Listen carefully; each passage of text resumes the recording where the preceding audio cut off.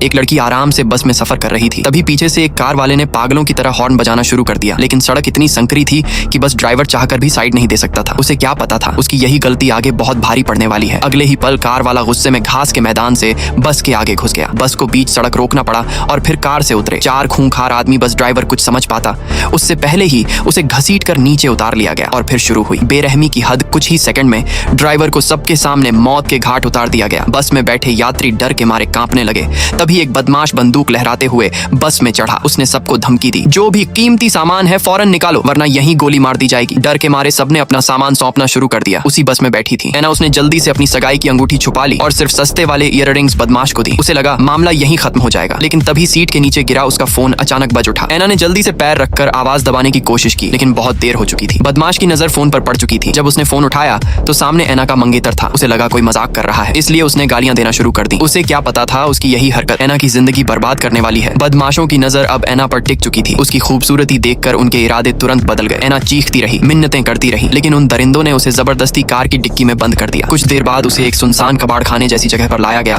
जहां चारों बदमाश उसकी तरफ ऐसे देख रहे थे जैसे कोई शिकार हाथ लग गया हो। ऐना पूरी ताकत से विरोध कर रही थी। तभी एक बदमाश गुस्से में आया और एक थप्पड़ मारकर उसे बेहोश कर दिया। लेकिन तभी वहां एक बुजुर्ग आदमी आ पहुंचा। अब बदमाशों को डर था कि उनका राज खुल जाएगा, इसीलिए उन्होंने उस आदमी को भी बांध दिया। लेकिन उन्हें क्या पता था जिस लड़की को वो कमजोर समझ रहे हैं वही अब उनकी मौत बनने वाली है। होश आते ही ऐना ने चुपके से बुजुर्ग की रस्सियां खोली और मौका मिलते ही दोनों वहां से भाग निकले। लेकिन किस्मत फिर खराब निकली। मोड़ पर ही उनका सामना एक बदमाश से हो गया। उसने तुरंत ऐना का गला पकड़ लिया। ऐना का दम घुटने लगा, लेकिन मरने से पहले उसने पूरी ताकत से बदमाश की गर्दन नोच डाली। दर्द से बदमाश का हाथ ढीला पड़ गया। बस फिर क्या था, ऐना ने जमीन से बाल्टी उठाई और पूरी ताकत से उसके सिर पर दे मारी। 1 बार 2 बार 3 बार, जब तक वो हिलना बंद नहीं कर गया। लेकिन इस लड़ाई की आवाज बाकी बदमाशों तक पहुंच चुकी थी। अब पूरा इलाका ऐना के शिकार में बदल चुका था। ऐना जान बचाकर भागती रही। इधर बदमाशों ने अपने साथी की लाश देखी तो उनका गुस्सा 7वें आसमान पर पहुंच गया। उन्होंने कसम खाई कि ऐना को जिंदा नहीं छोड़ेंगे। उधर ऐना भागते भागते एक खंडहर जैसी जगह में पहुंच गई। चारों तरफ टूटी इमारतें थीं और रास्ता पहचानना नामुमकिन था, लेकिन रुकना मतलब मौत था। भागते भागते अचानक उसका पैर फिसला और वो लगभग एक गहरे कुएं में गिरने वाली थी। नीचे अंधेरा ही अंधेरा था। उसे लगा कुछ देर वहीं छुप जाए, लेकिन तभी दूर से बदमाशों की आवाज आने लगी। ऐना तुरंत छुप गई, लेकिन साथ आया बुजुर्ग इतना किस्मत वाला नहीं था। बदमाशों ने उसे ढूंढ निकाला और बिना कुछ सोचे गोली मार दी। ऐना सब कुछ छुप कर देख रही थी। उसकी आंखों में डर था, लेकिन अब गुस्सा भी था। तभी मरे हुए आदमी का फोन बज उठा और पहली बार ऐना को उम्मीद की एक किरण दिखाई दी। वो दौड़कर फोन उठा लाई और तुरंत अपने मंगेतर को कॉल किया। रोते हुए उसने बताया,